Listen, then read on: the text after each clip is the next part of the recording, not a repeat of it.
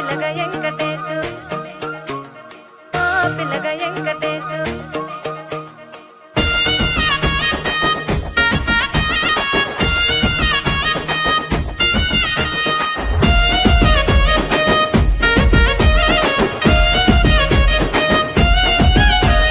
సిద్ధరాల మనసు నాది చిన్నగా పోతుంటావో చూడక పోతుంటావో ఇంట్లో చిన్నదాన్ని నేను సిద్ధరాల